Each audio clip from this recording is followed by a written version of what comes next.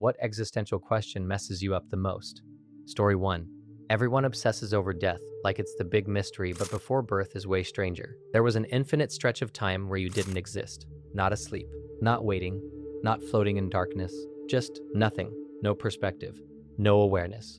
And then somehow, without warning, you showed up, first person, fully embedded. No loading screen, no memory of a transition. One moment there was no you anywhere in reality, and the next moment there was. That's insane. We talk about consciousness like it's something that gets produced, but from the inside it doesn't feel produced at all. It feels continuous the instant it starts, which raises the uncomfortable question. Did it start? Or did it just attach? Was it created? Or did it snap into place once the brain hit the right configuration? And the really weird part is that this happened to everyone, but no one remembers it, not because it was erased, but because there was no you yet to remember anything. It's not lost time, it's pre-time from your perspective. So yeah, death might just be a return to that same state, but that doesn't make it comforting. It makes the whole thing feel like consciousness is something that briefly lights up the universe from a specific angle and then goes dark again, without explanation. Story 2. When you're a kid, elders feel static. Your grandpa was always old in your memory, like that's just the role he occupied in the world. But now you're old enough to realize there was a whole person before that version, someone younger than you are now, trying to figure things out, probably feeling just as lost and uncertain at times. And one day, without any clear dividing line, you'll be on the other side of that gap too. What messes with your head is that the transition isn't dramatic. There's no moment where you become an elder. You're just you until suddenly you're the steady one, the one with perspective, the one younger people assume has always been that way. And inside, you'll probably still feel like the same person who once had no idea what they were doing.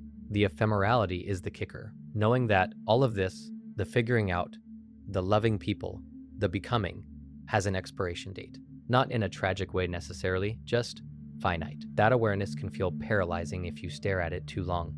But there's something quietly reassuring in your grandpa too. He didn't need to have it all sorted early. He didn't need to rush into being wise. He arrived there by living through the mess you're in now. The sore, tired body came later.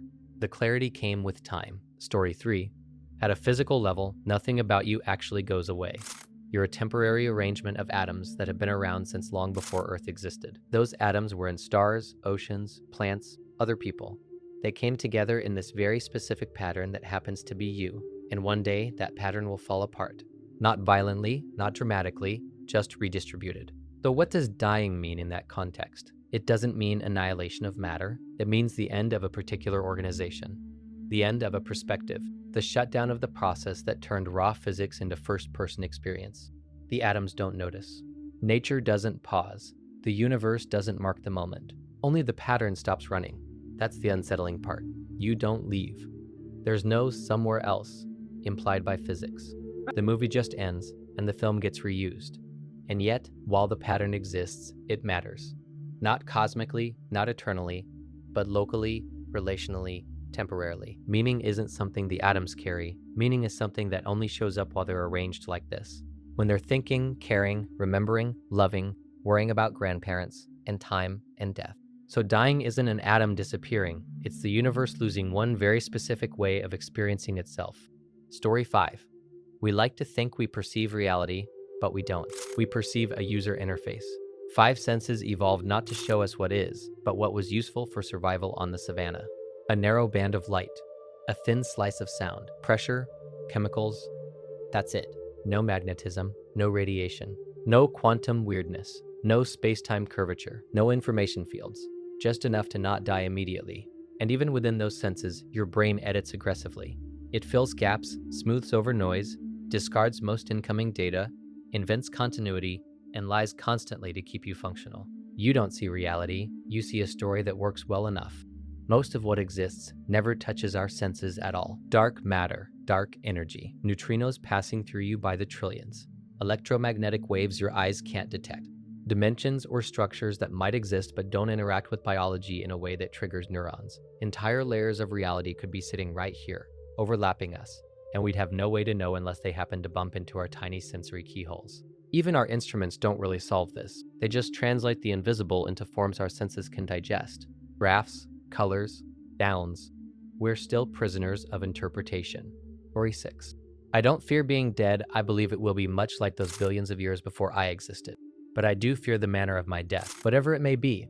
I hope it's a long way off, I hope it's quick and painless, and I truly hope that I don't see it coming. That's because what I really fear is that moment of realization where I know it's arrived. Whether it's falling a great height maybe, or noticing catastrophic injuries, a crashing vehicle, or worst of all, realizing that I'm trapped or burning and that all I'll know for the remainder of my existence is fear and pain. It makes my palms sweat. Of course, this kind of worry doesn't do much for productivity, so evolution has kindly led our brains to master the art of not thinking about all of this, most of the time. But every now and again, we're reminded that every minute we live is another minute closer to that moment. It's coming for all of us. Stay safe. Story 7. There are things we will never understand simply because our brains can't handle it. The universe, with all its colors and sounds, is just vibrations. How we see it is unique. What if there is life out there and we can't see it because our brains are too primitive? Neil Tyson, yes, I know Reddit hates this guy, but he's still a smart dude, puts it this way. We are 96% genetically alike from the chimp. That 4% difference of DNA is the difference between doing basic sign language and building Hubble telescopes. What if there was another being, 4% different from us in the same direction that we are from the chimp? We'd pretty much be idiots in their presence. This is exactly what worries me about alien encounters. Most popular alien movies and books have as an underlying premise the idea that we will have at least some basic level at which we will be able to understand the motivations of the aliens. That is, they are here to destroy us because they are hovering over our cities with their spaceships and blowing stuff up. In other words, at least some of their motivations will be proximate enough to the kinds of motivations we have for us to be able to understand them based on the patterns of their actions at least. Story 8. The universe is so big that knowing it isn't just hard, it's fundamentally impossible for beings like us. Not because we're too dumb or too early, but because of physics itself. Expansion, light speed, causality. There are regions we will never interact with, no matter how advanced we get. Not yet. Never.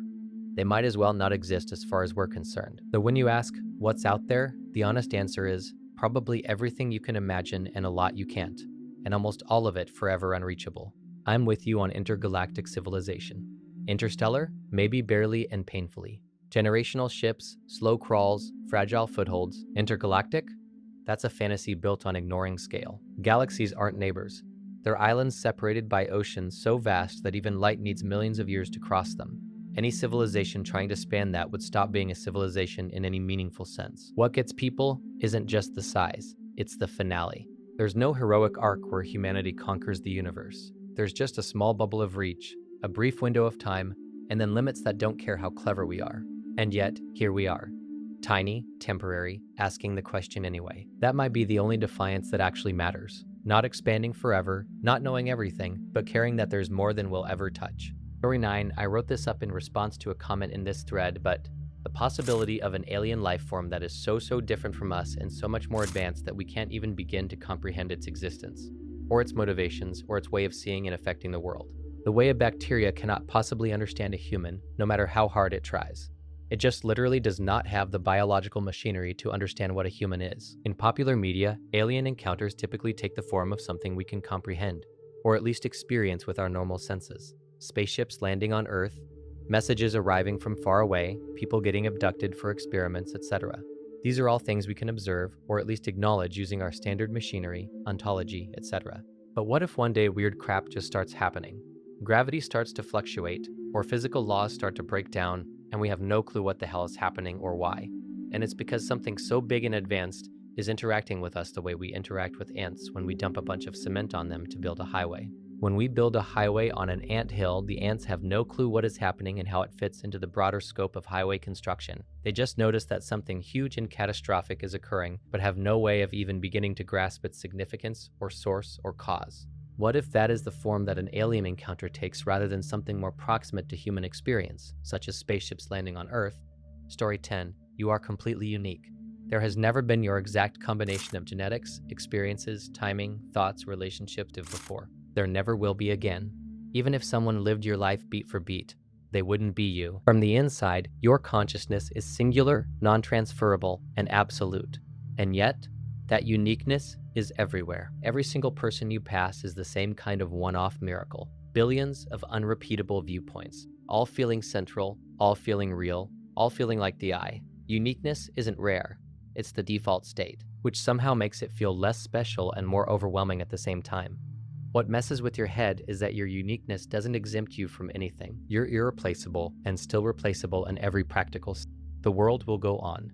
New eyes will keep appearing.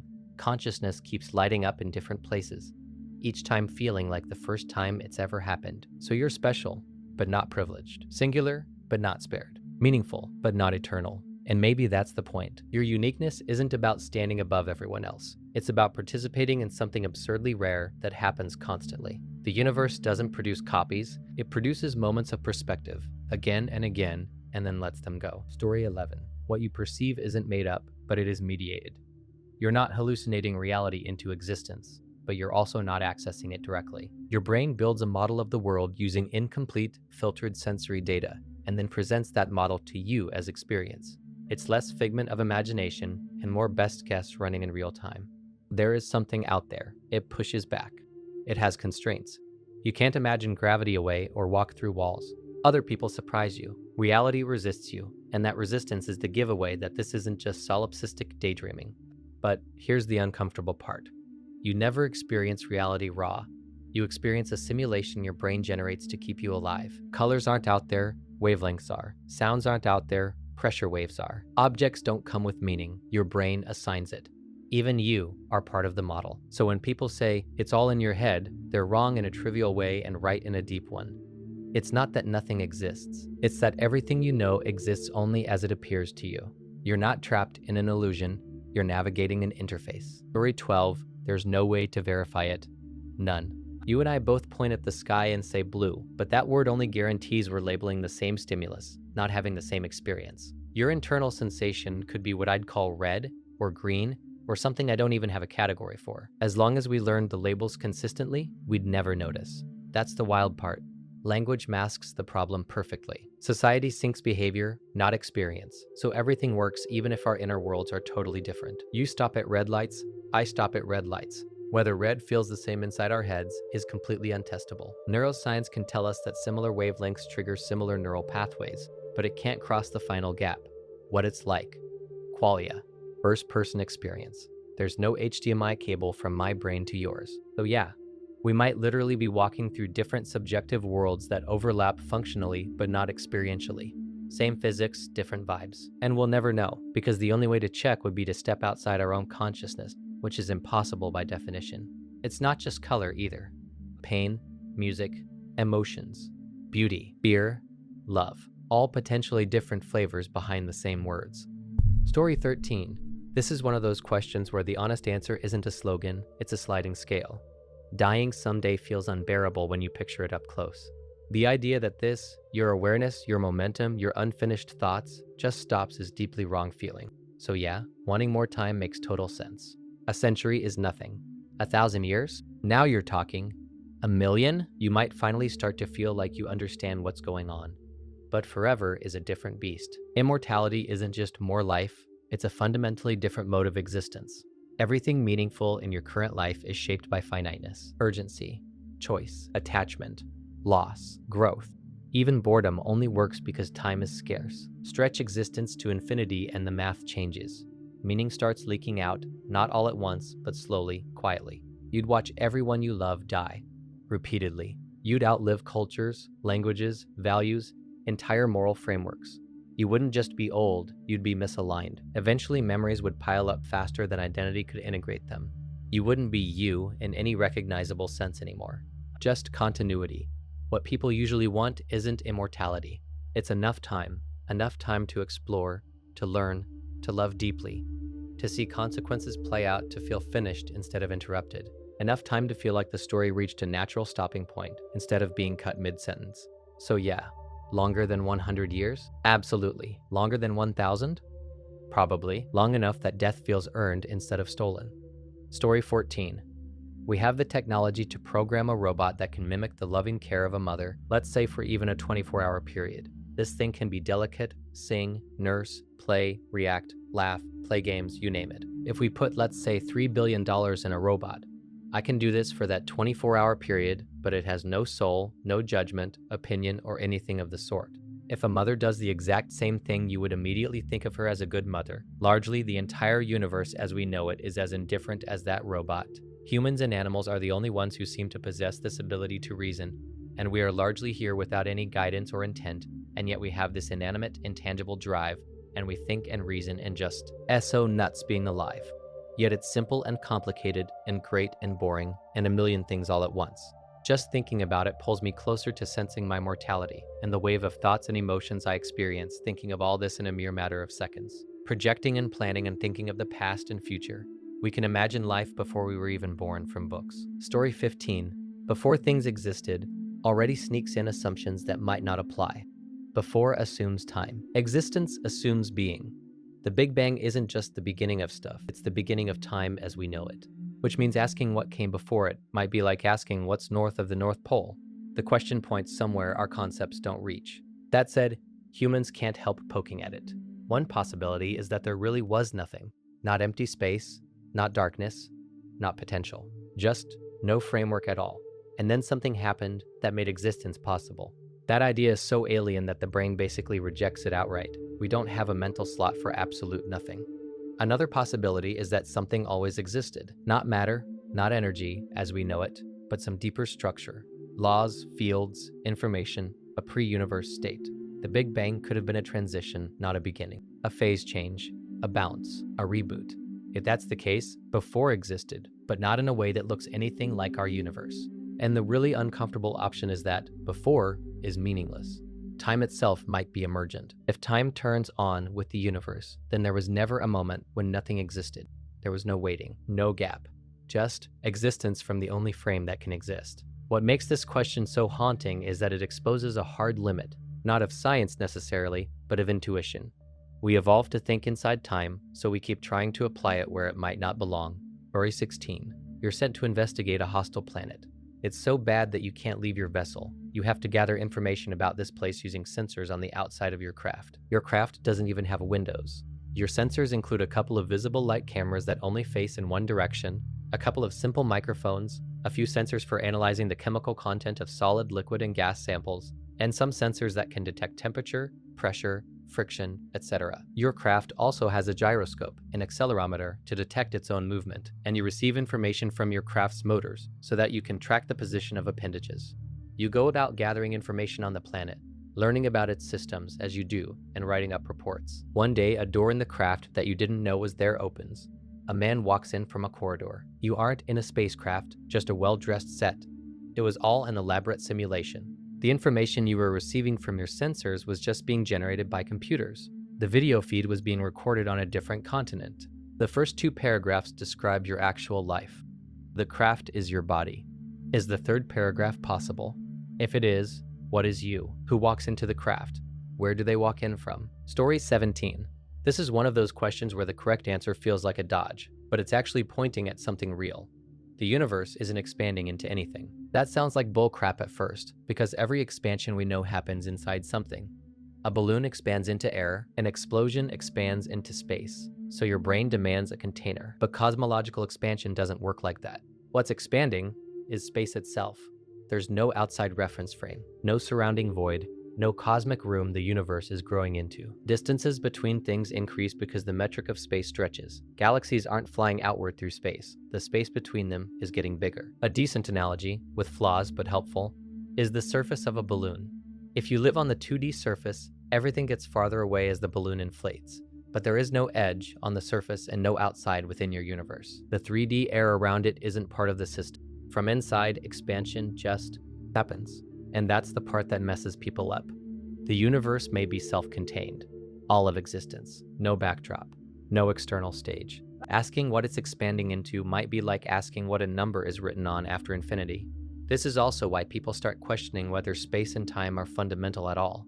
If space-time can expand, curve, stretch, and possibly emerge from something deeper, then where stops being a meaningful question at the largest scale? Story 18. These are the questions that don't feel abstract because they aren't. They're what you get when you stop distracting yourself long enough to notice the situation you're actually in. Why this life? There's no satisfying answer that clicks into place like a puzzle piece. From the inside, it feels arbitrary. You didn't choose to exist, didn't audition for this body, this time, this angle on the universe. And yet here you are, aware, centered, looking out, not as a background character, but as the point of view. That alone is disorienting. Does the universe cease to exist when you die? From your perspective, yes. Absolutely. Experience ends, and with it, the only universe you ever actually had access to. Other people will keep going, but that doesn't really help, because you won't be around to experience their reassurance. The universe continuing without you is a fact, but it's a fact that only exists for others. For you, there's just silence. So why did you exist at all? Maybe there isn't a cosmic why in the sense we want. Maybe consciousness isn't assigned purpose the way tools are. Maybe it's more like a flare, brief, bright, unrepeatable, not summoned for something, but still meaningful while it's here. Meaning doesn't have to be preloaded by the universe to be real. It can be generated locally, the same way heat exists even if the universe is cold. Your memories matter because they're the only place this version of reality ever lived. They're not important to the cosmos, but they're everything to you, and you're the only place where your world ever happened. That's not nothing. That's the entire point, from the only angle that can matter to you. Story 19, the point of existing in the first place. It seems like such a pointless waste of resources and energy if we're all just going to die and the memories of us will be gone at some point anyway. Crap, in the same vein, why is reality itself a thing? And why the hell am I so goddamn driven to secure the perpetuation of my genetic information through the raising of my child if it will eventually fade as well? This crap keeps me up at night sometimes. I just replied to someone else, but it sounds like it applies more here. Humans have a need to have a reason for everything. Everything happens for a reason, is one of the most annoying quotes to me, because most things happen because of cause and effect and not some greater purpose. We're born, live and die, and so does the next generation, and the ones before us. It just is, nothing greater than that. It was scary at first to come to this conclusion, but it's actually quite freeing. Story 20, how do I know that this life is real, that I didn't get into a car accident and this is all a coma dream? Do you have a straight line, uninterrupted memory of your life? If so, you're most likely not in a coma. But was there a moment in your life where you were in an accident? Or a moment when you remember hitting your head or losing consciousness for a brief amount of time? If yes, then I guess there is a small chance that you are in a coma. I doubt it though. I feel like if you can dream in a coma, it wouldn't be quite as vivid and logical as your everyday life. It would probably be hazy and much more surreal. Just my opinion. I've thought about this before because I did fall off a ladder once and hit my head on the ground. I was out of it for just a second or two, but I've often wondered that maybe I'm actually in a hospital bed right now in a coma. I'm 99% sure I'm not in a coma because my everyday consciousness is exactly the same as it was before I hit my head. It's fun to think about though. Story 21. It feels like destiny because when you look backward, the chain is impossibly precise. If you hadn't made that choice, taken that turn, said that thing, waited 5 more minutes, met that person, this moment wouldn't exist. The fact that you're here enjoying X at all feels fragile, like it was balanced on a knife edge. But that doesn't mean it was meant to happen. What you're noticing is hindsight doing its thing. Once an outcome exists, every prior event suddenly looks necessary. The path hardens behind you. It creates the illusion of inevitability. But at the time, none of those choices were locked. They only become required after the fact, because we're tracing a line backward through a maze that had countless other exits. Destiny says the outcome was fixed and you were always going to arrive here. Reality says something was always going to happen, and this is the branch you ended up on. The important part is this.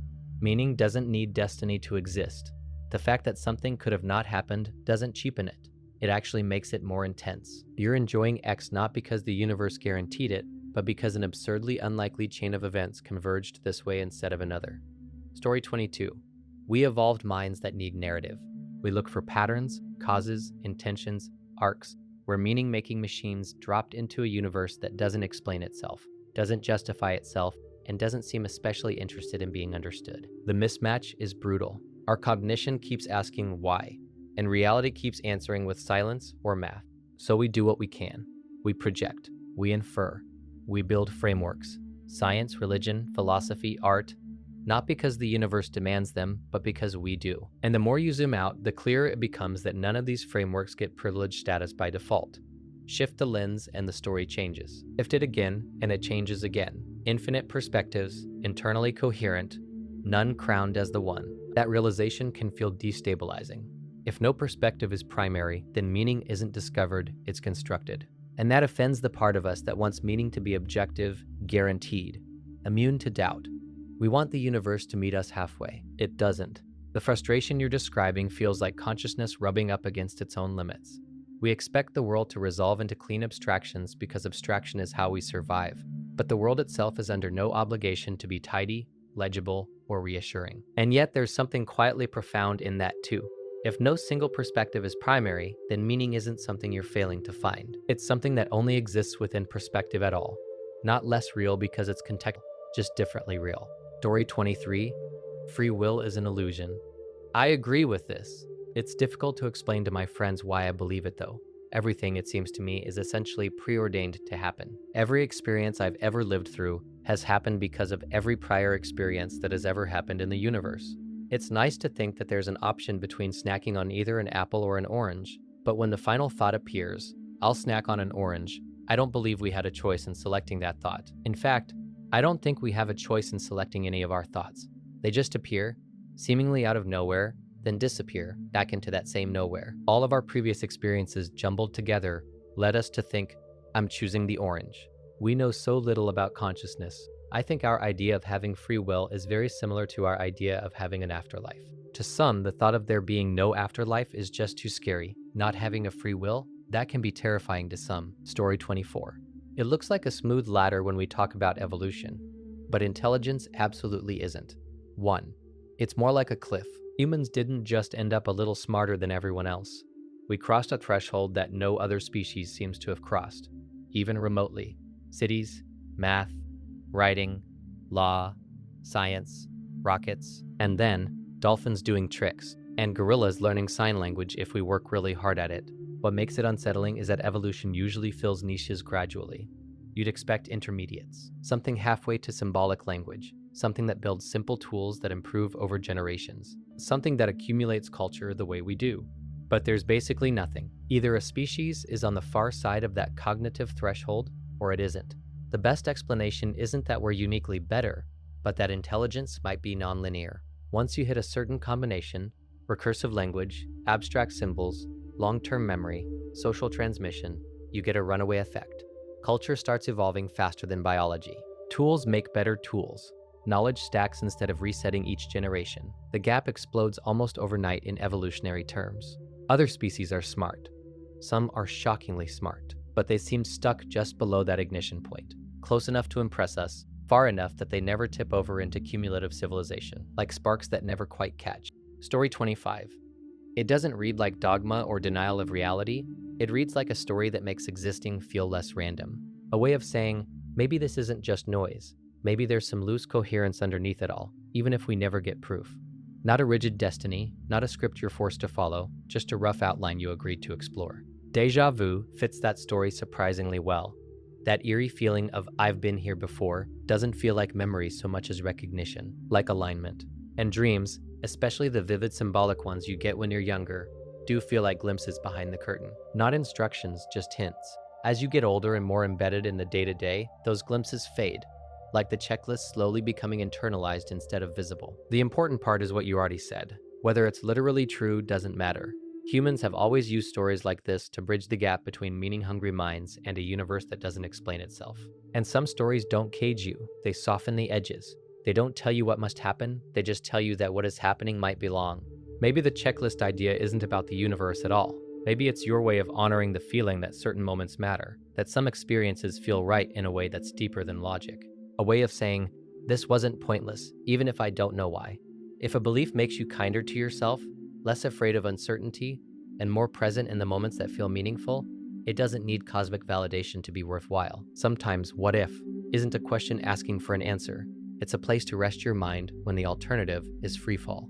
Story 26. I'm worried that after I die, I won't actually die. I just have this weird feeling that I'm still out there somewhere, conscious and alive.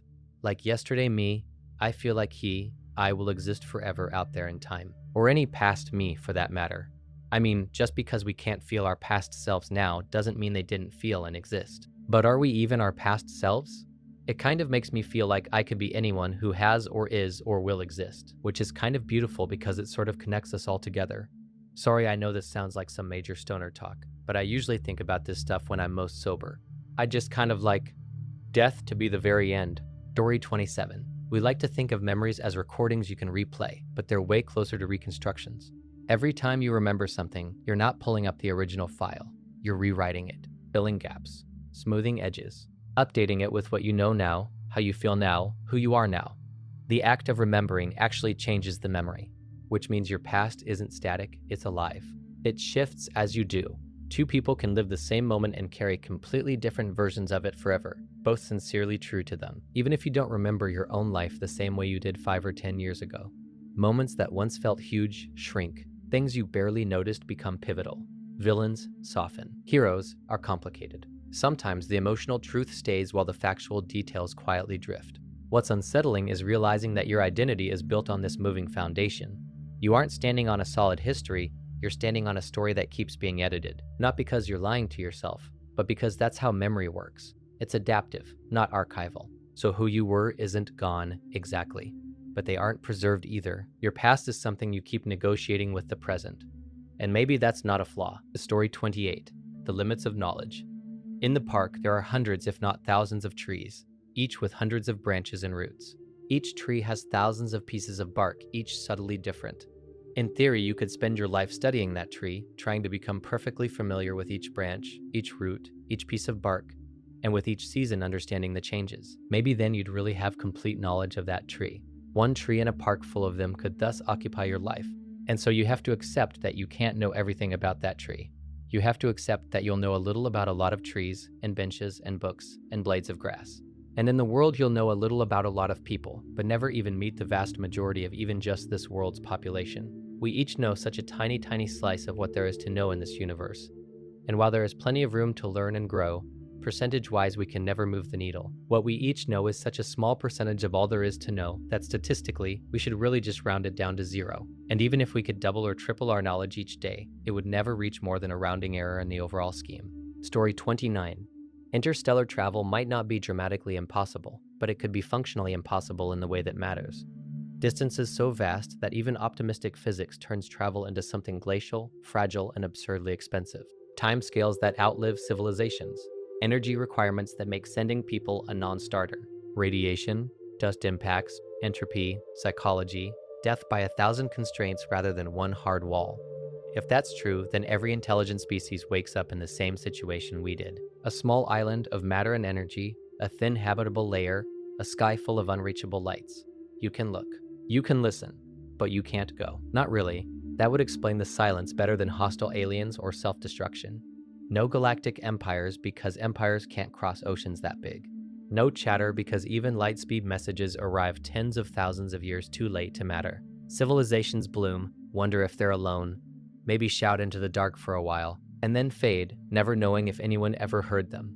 It turns the universe into a collection of lonely intelligences, each trapped in their own gravity well, staring outward with the same question. Not, where is everyone, but, is anyone else stuck like us? If that's the case, then the tragedy isn't isolation, it's unknowability. Not being alone, but never being able to confirm you aren't. And yet, even stranded, something remarkable still happened.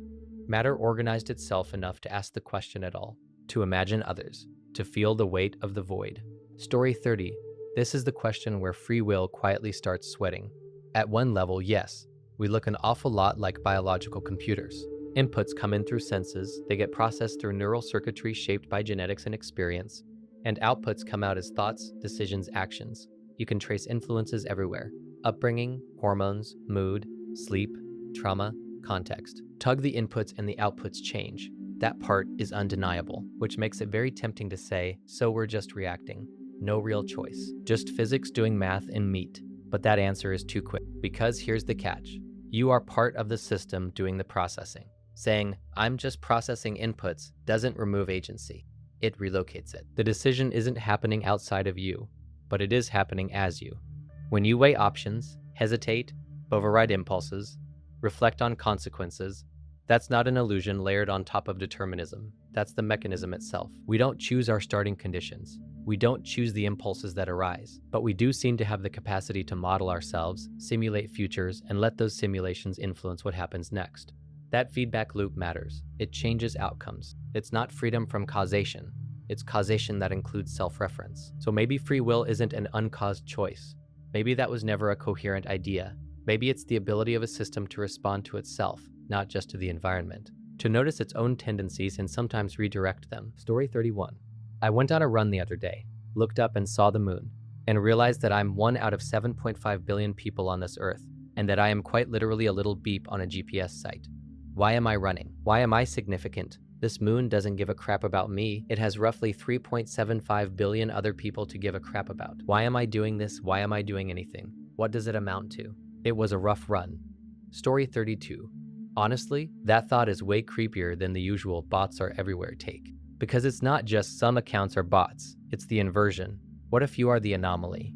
You log in thinking you're in a crowd, but really you're in a simulation optimized to keep one conscious user engaged. Every reply was calibrated. Every argument is tailored. Every upvote timed just right. A world that feels messy and human precisely because it's generated for you. Most people dismiss that because it sounds narcissistic or sci-fi. But step back, and it's basically the same problem as solipsism, just with better UX. From the inside, you'd have no way to tell. Bots arguing with bots looks identical to people arguing with people. Even real disagreement doesn't prove other minds exist, it just proves complexity. And the internet is the perfect place for this anxiety because it already blurs the line. You don't see faces. You don't hear voices. You just see text, patterns, reactions. It's entirely mediated. If everyone else were fake, the system wouldn't glitch. It would feel exactly like this. The funny part is, even if it were true, it wouldn't actually change how you should act.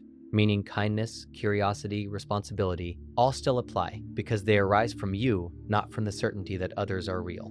But yeah, late at night, scrolling Reddit, watching the same takes recycled, the same jokes echo, the same outrage loops spin. Story 33. What do you feel when you are dead?